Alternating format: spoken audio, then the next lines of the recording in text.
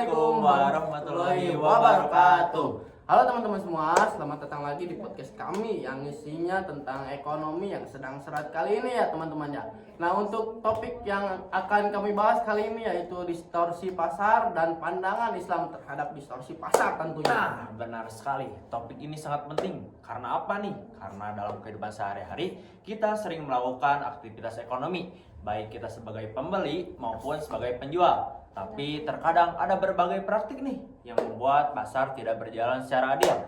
Nah, untuk membahas topik kali ini kita sudah ditemani oleh 5 narasumber yang cantik-cantik serta ganteng-ganteng, dan tidak lupa dengan host dan co-host yang paling ganteng ini. Boleh kita perkenalan dulu ya satu persatu terlebih dahulu. Halo, saya Hasni. Aku Patan. Saya apa jadi? Aku Andin. Halo, saya Hikmah. Baik, tanpa berlama-lama lagi, mari kita masuk ke topik pembahasan kali ini yaitu distorsi pasar dan pandangan Islam terhadap distorsi pasar.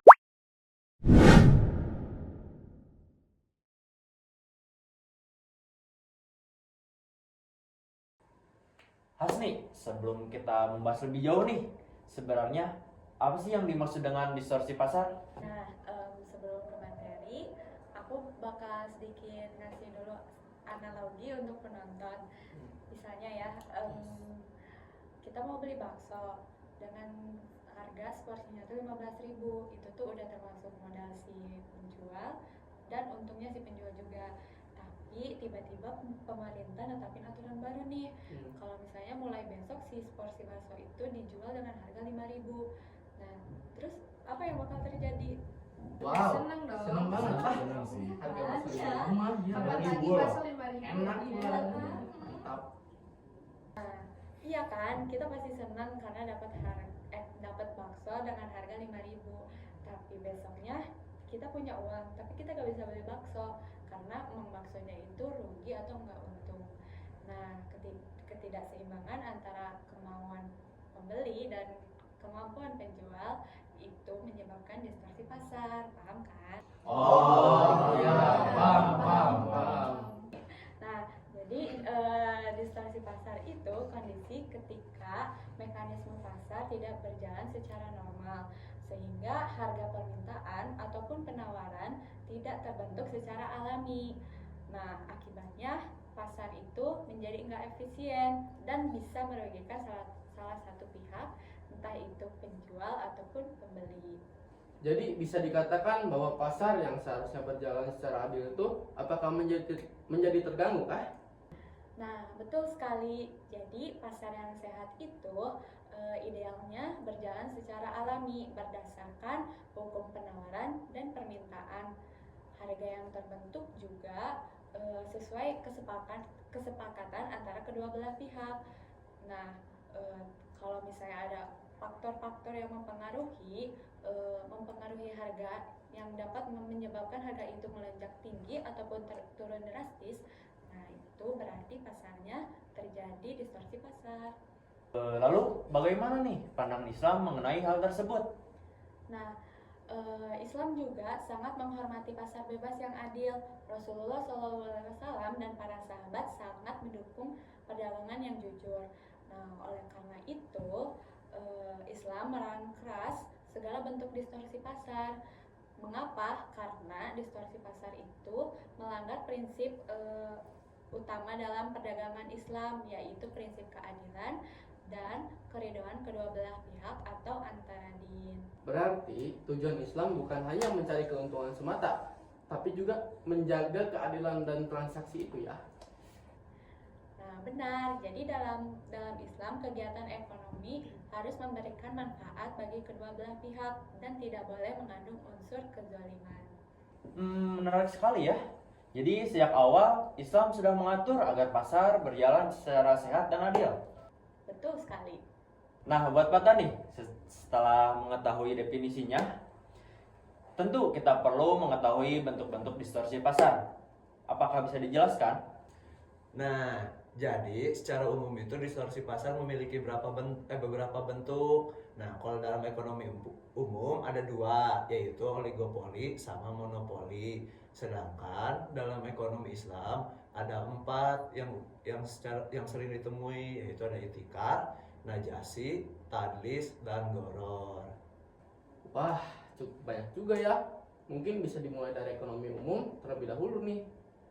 Oke, jadi yang pertama ada monopoli. Monopoli itu kondisi ketika suatu perusahaan perusahaan besar menguasai pasar sehingga dapat menentukan harga sesuka hati mereka karena minim pesaing. Contohnya, jika hanya ada satu penjual, suatu barang penting di suatu daerah. Nah, benar, karena penjualnya cuma ada satu, jadi masyarakat tidak punya pilihan lain.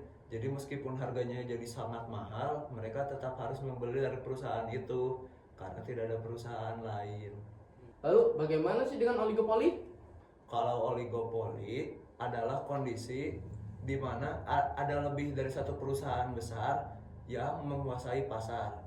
Jadi mirip seperti monopoli, tapi perusahaannya itu lebih dari satu. Jadi mereka tetap bebas menentukan harga. Oh gitu. Lalu kalau dari ekonomi Islam bagaimana? Nah, kalau dari ekonomi Islam kan tadi ada 4 yang utamanya tuh. Pertama, itikar, yaitu menimbun barang untuk dijual kembali dengan harga yang lebih besar. Kedua, ada najasi, yaitu manipulasi harga dengan cara berpura-pura menawar tinggi agar orang lain ikut memberi dengan harga yang lebih mahal.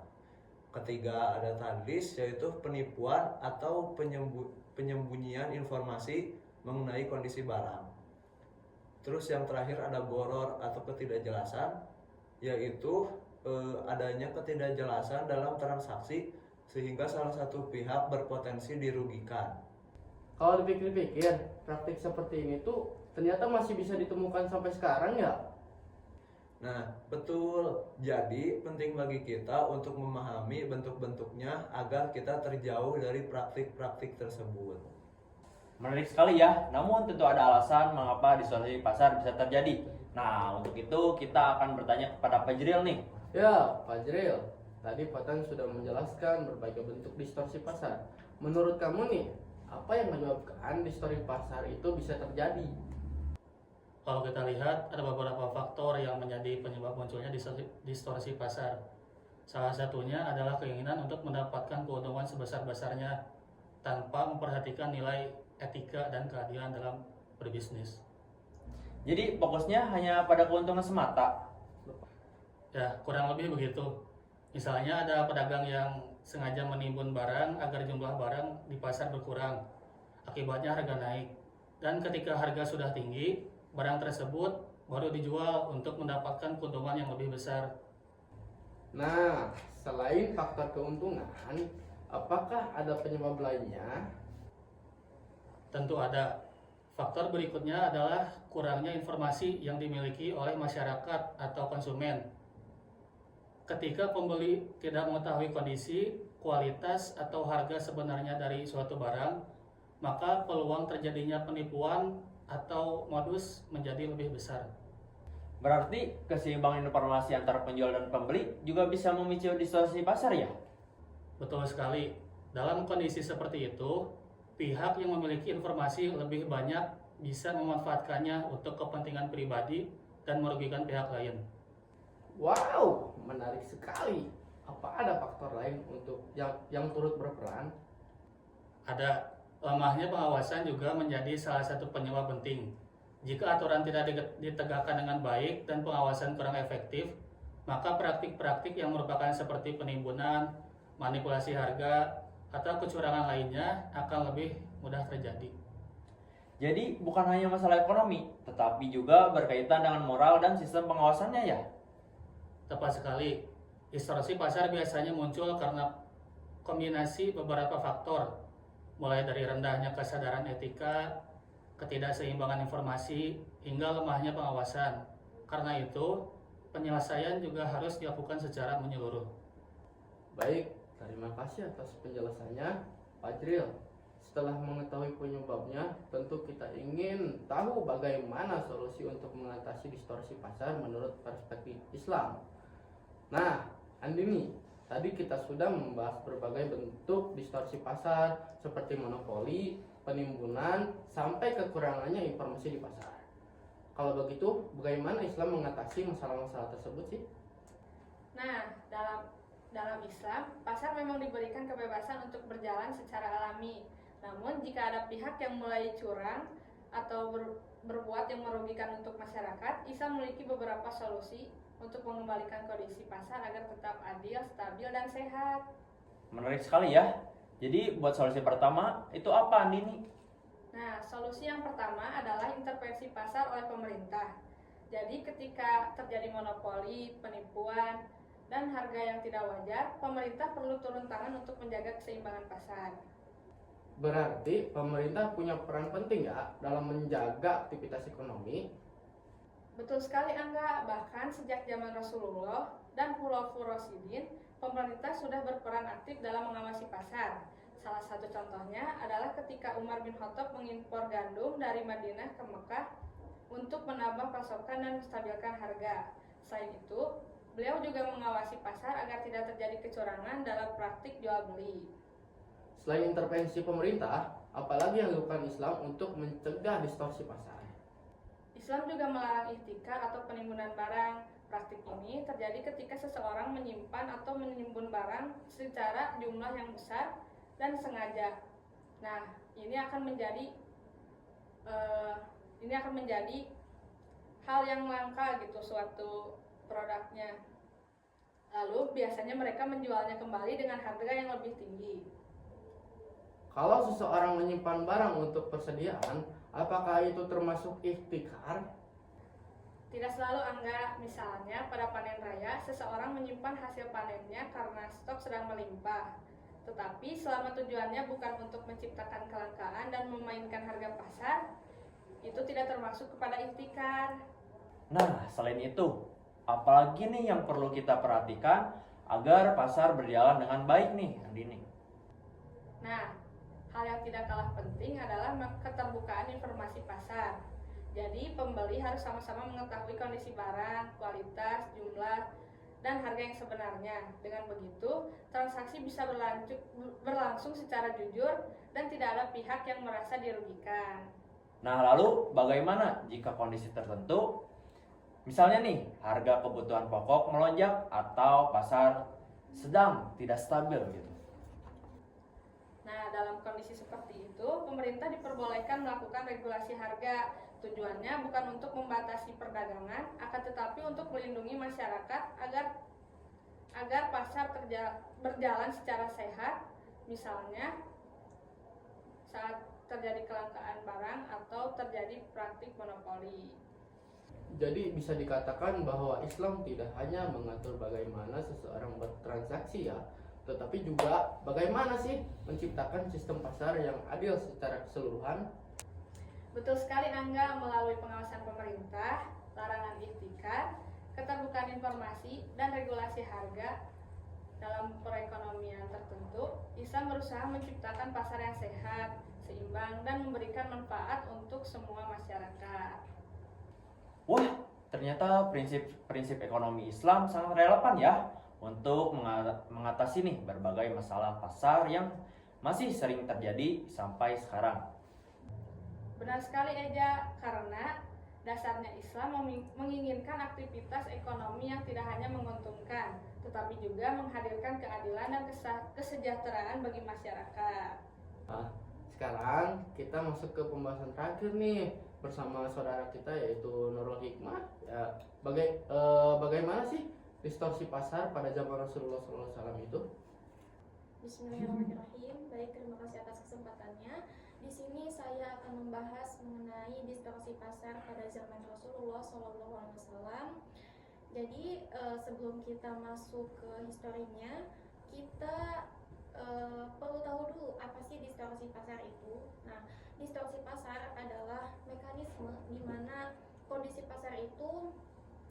di mana mekanisme pasar tidak berjalan secara adil dan wajar, sehingga harga atau transaksi yang terjadi itu tidak mencerminkan nilai yang sesungguhnya.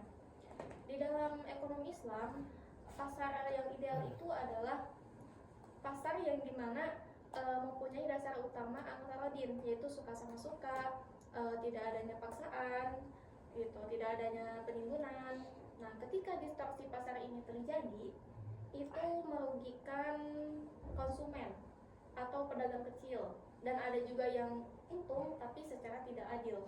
Nah, lanjut kita langsung aja bahas mengenai jenis-jenis distorsi pasar pada zaman Rasulullah SAW. Jadi yang pertama itu ada yang namanya ihtikar.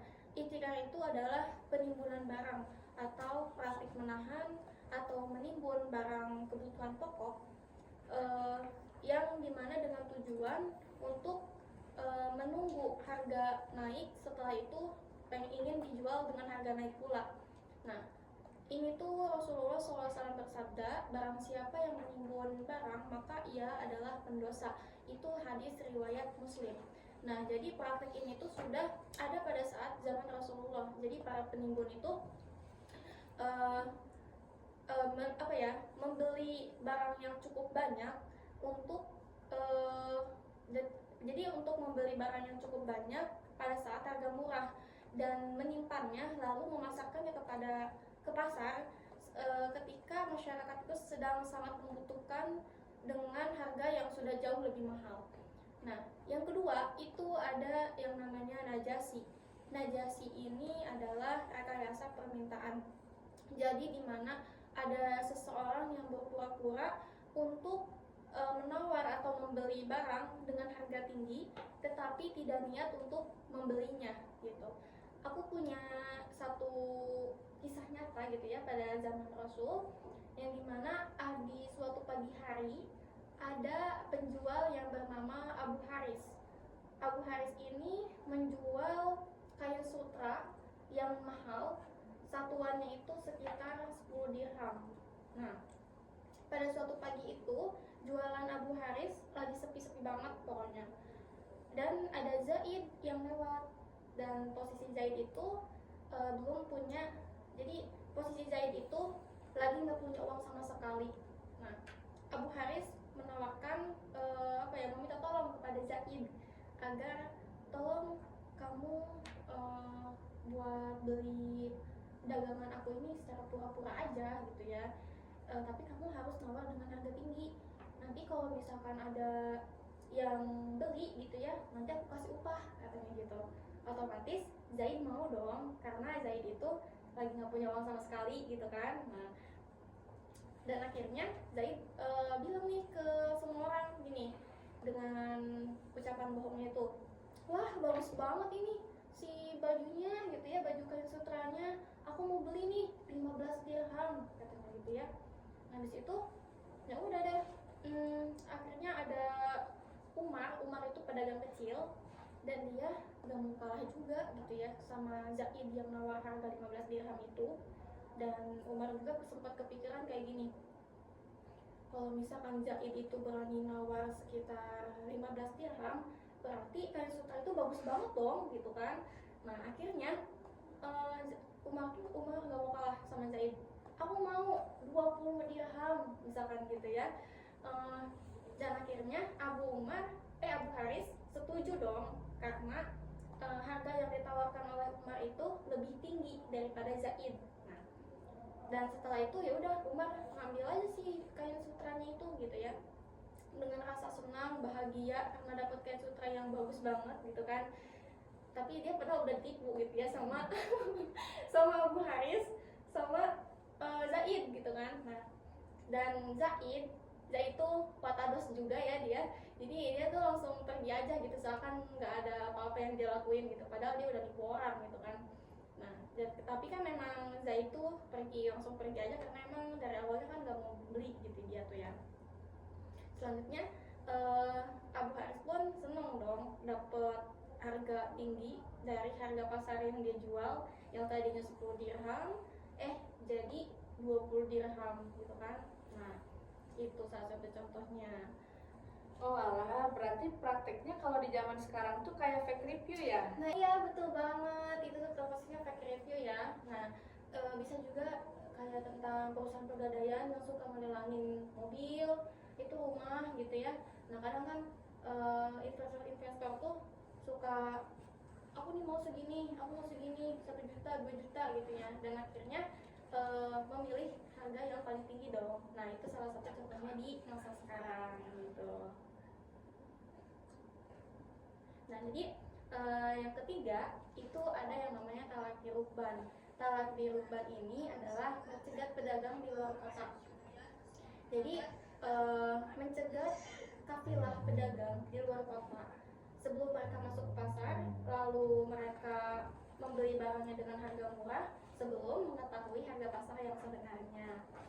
Nah Rasulullah SAW juga melarang praktik ini gitu ya, dan menyebutkan kalau misalkan kita tertipu gitu ya, tidak diberitahu harga yang sebenarnya, kita bisa membatalkan transaksi tersebut gitu sampai kita mengetahui harga yang sebenarnya. Itu hadis riwayat Bukhari dan Muslim. Nah jadi yang keempat itu ada yang namanya ghoban.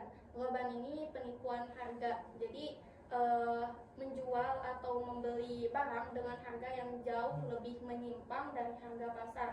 Nah karena memanfaatkan ketidaktahuan dari pihak tersebut gitu.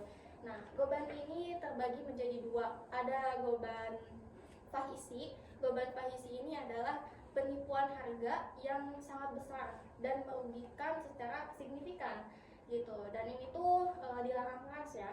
Contohnya tuh misalnya kayak gini. Aku mau beli smartphone. Smartphone tuh harga pasarannya sekitar 3 juta gitu ya. Nah, terus ada yang jual oknum si smartphone itu jadi 6 juta.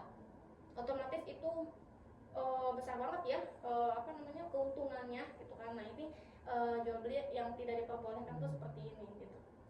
Padahal smartphone itu masih sama-sama ya kualitasnya masih sama-sama bagus gitu ya. Nah itu yang tidak diperbolehkan gitu. Terus yang kedua itu ada yang namanya ghoban yasir. Ghoban yasir ini adalah selisih harga kecil yang masih dalam batas toleransi gitu ya. Contohnya tuh gini, aku mau beli buku itu harga pasarnya 100.000, tapi karena persaingan atau lokasi tempat yang berbeda gitu ya, jadi ada penjual A menjual buku sekitar 103.000 dan penjual B itu menjual buku 97.000. Nah ini masih dianggap wajar gitu ya, masih dianggap sah gitu jual belinya. Nah kita lanjut, yang kelima itu ada yang namanya tadlis. Tadlis itu adalah menyembunyikan kecacatan barang. Nah kita sudah tahu ya kalau misalkan di dalam jual beli itu kita harus transparan kepada pembeli kita sebagai penjual, karena takut dan pastinya merugikan pembeli gitu kan. Misalkan ya aku jual ini tapi aku nggak bilang ini cacat di mana, nanti kan kita merugiin orang kan. Nah itu nggak boleh. Nah Rasulullah juga di dalam hadis riwayat Muslim, barang siapa yang menipu kami maka ia bukan golongan kami gitu. Nomor keenam itu adanya takfif. Takfif ini adalah kecurangan, timbangan, dan takaran.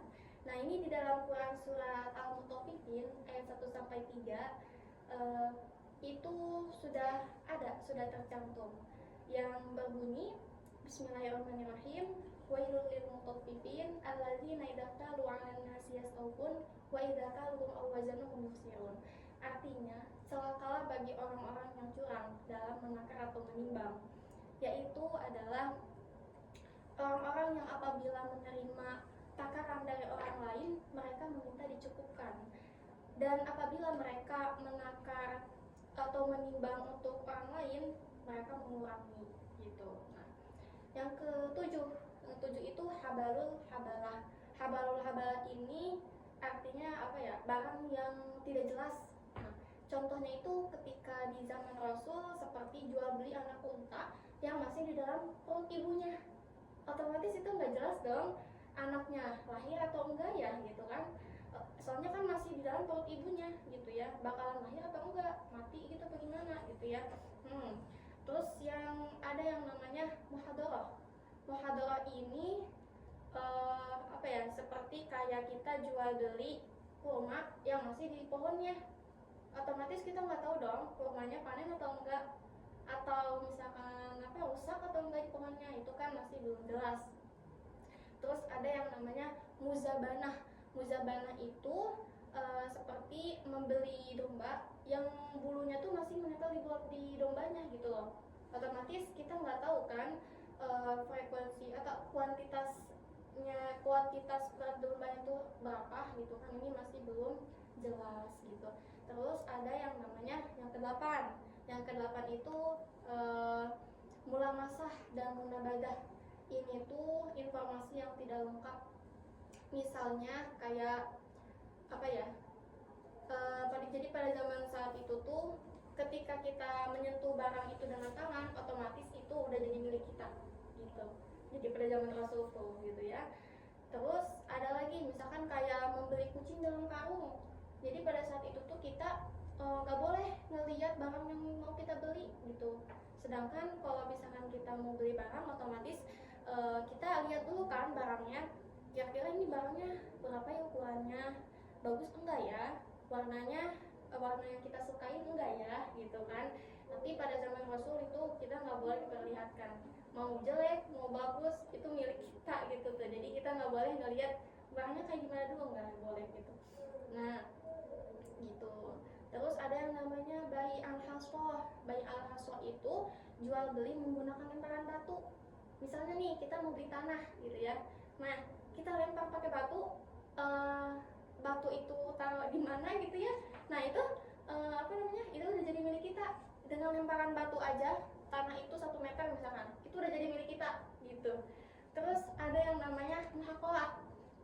Muhaqalah itu ya transaksi lahan pertanian dengan cara melempar batu juga gitu, melempar batu. Kalau misalkan sama aja sih kayak yang aku tadi jelasin gitu ya. Kalau misalkan kita melempar batu, otomatis itu jaraknya berapapun itu jadi milik kita kayak gitu teman-teman ya. Nah jadi pada saat terjadi distorsi pasar itu di zaman Rasul, respon Rasulullah itu sangat luar biasa banget gitu. Karena beliau itu memiliki kebijakan ekonomi yang sangat bijak, sangat nyata dan tegas untuk menangani distorsi pasar ini. Namun tetap menghormati kebebasan pasar. Nah, Rasulullah pada saat itu tuh langsung turun untuk bertransaksi dan menyuruh petugas untuk menangani atau mengawasi agar tidak adanya kecurangan gitu. Nah, ketika waktu itu sahabat meminta Rasul untuk menetapkan harga saat harga itu naik. Tapi Rasulullah SAW bersabda, sesungguhnya bahwa Allah lah yang menetapkan harga, yang menyempitkan dan melapangkan rezeki.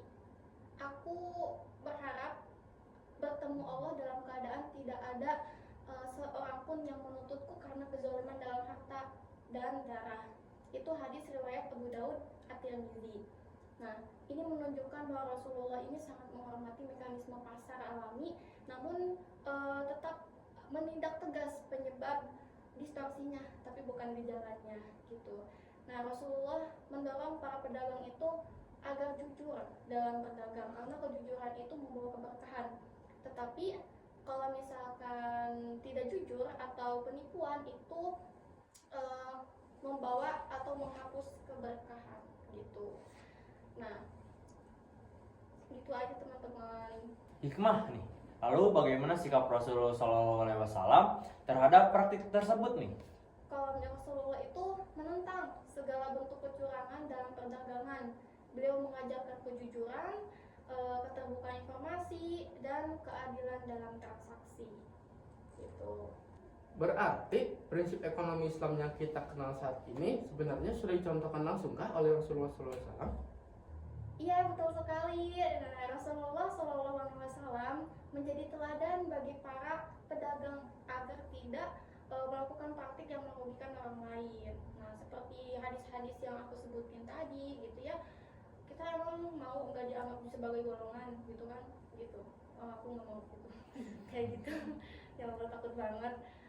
Nah, sebelum kita tutup nih, boleh gak sampaikan nih kesimpulan dari seluruh pembahasan ini? Baik, terima kasih. Setelah kita mendengarkan penjelasan dari kelima materi ini, izinkan aku untuk sedikit gitu ya untuk menyimpulkan materi yang tadi kita sampaikan pada diskusi kali ini.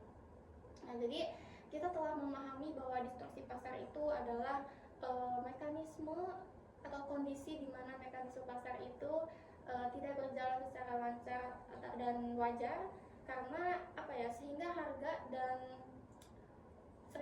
transaksi itu tidak berjalan secara nilai yang sesungguhnya gitu. Nah, jadi distorsi pasar ini di dalam ekonomi Islam, pasar yang ideal itu adalah pasar yang mempunyai dasar utama angka wadin. Angka wadin itu suka sama suka, tidak adanya penipuan gitu. Nah, Islam memandang distorsi pasar ini bukan hanya sebagai masalah ekonomi, tetapi masalah moral dan spiritual. Karena ini menyangkut keadilan, yaitu inti dari Islam gitu. Nah, kita juga tadi telah mengetahui bahwa distorsi pasar itu hadir dalam berbagai bentuk ya.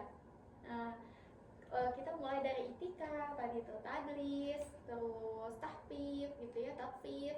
Nah, semua bentuk distorsi ini memiliki satu kesamaan, yaitu adanya pihak yang sengaja mengambil keuntungan untuk merugikan orang lain gitu. Nah, dari penjelasan narasumber ketiga, kita memahami bahwa distorsi pasar tidak terjadi begitu aja, melainkan melahir dari berbagai sebab, baik dari sisi perilaku gitu ya, dari sisi perilaku individunya seperti kayak keserakahan, terus ketidakjujuran, lemahnya iman gitu ya, maupun dari sisi fisiknya gitu. Lanjut ke narasumber keempat, kita telah menjelaskan tadi itu ya, sudah ada penjelasannya bahwa Islam itu menawarkan solusi penanggulangan, nah yang sangat komprehensif gitu. Jadi mulai dari penguatan pengawasan pasar, mulai melalui lembaga hisbah gitu, terus sama praktik monopoli seperti itu. Nah, hingga Islam itu mengedukasi akhlak ekonomi yang ditanamkan sejak dini. Selain itu, dan dari materi yang saya sampaikan tadi gitu ya, kita melihat bukti nyata bahwa Rasulullah itu adalah teladan terbaik bagi kita dalam perdagangan gitu. Beliau itu tetap merespon dengan bijak dan tetap menghormati kebebasan pasar gitu. Jadi kita secara keseluruhan nih, aku mau kasih 3 pesan buat kita untuk kita bawa pulang setelah mendengarkan diskusi kita hari ini. Pesan yang pertama itu, pasar yang adil itu adalah cerminan masyarakat yang berakhlak gitu. Selagi penjualnya itu baik, terus pembelinya itu baik, mempunyai akhlak dan kejujuran dan amanah, itu distorsi pasar itu dapat meminimalkan dari dalam gitu. Terus yang kedua itu Islam hadir bukan untuk mengekang gitu, tapi Islam itu untuk hadir itu untuk melindungi dari yang kuat, melindungi yang lemah itu dari yang kuat, melindungi yang tidak tahu dari yang memanipulasi. Pesan yang ketiga itu kita generasi muda Muslim adalah agen perubahan ekonomi. Ilmu yang kita pelajari hari ini tuh bukan sekedar untuk dokumentasi atau untuk nilai akademik doang gitu ya, tetapi untuk kita implementasikan juga dan diterapkan untuk kehidupan sehari-hari gitu. Nah, demikianlah kesimpulan yang dapat saya sampaikan gitu ya, semoga bermanfaat bagi kita semua. Nah, tidak hanya memberikan wawasan gitu, tetapi juga memperkuat komitmen kita gitu untuk menjadi pelaku ekonomi yang jujur, adil, dan berkah. Jazakumullah khairan. Assalamualaikum warahmatullahi wabarakatuh. Oke guys, mari kita hapus untuk kita semua. Oke teman-teman, podcast hari ini telah selesai. Terima kasih kepada seluruh narasumber yang telah berbagi ilmu dan segala informasinya serta penjelasannya pada kali ini. Nah, semoga pembahasan mengenai distorsi pasar dan pandangan Islam ini menambah wawasan kita semua. Nah, bisa juga diterapkan dalam melakukan aktivitas ekonomi sehari-hari dan ilmunya menjadi berkah untuk kita semua. Oke, kita tutup. Saya Angga. Dan saya Eja. See you di podcast nanti ya guys ya. Dadah.